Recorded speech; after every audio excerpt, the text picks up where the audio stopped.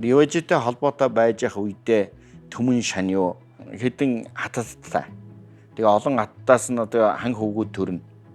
Тэгээд том хатныхаа хүүхэд тэр модуныг бага хатныхаа отхон хүүхдээ өөрөө хаан болгоно гэж бодож исэн учраас саад болно гэж үзээ тэр модуныг нэг удаа барьцаанд тэр UAG нарт өгчөж. Тэгээд тэнд байж яхад нь Төмөн шань юу UAG нар руу дайрсан байгаа.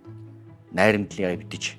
Тэгэхдээ тэр зорилго нь юу байсан бөхлөө зэрэг UAG нарыг төвөөгээд өөрийнхөө эрх буюу хяналтанд оруулах янз бүрийн зорилго байхаас гадна хамгийн гол нь тэнд хүүгээ өгсөн байжгаад тэр ирээдүйд өсөж их том баатар болно гэж одоо өрсөлдөгч болж магадгүй гэж хүүгийнх нь одоо хаан болгох гэж байгаа хүүгээ өрсөлдөгч болно гэж бодож байсан учраас энэ дайрах явцдаа тэр модон гэдэг хүүгээ барьж авч алах гэж ингэж бодож байсан гэж.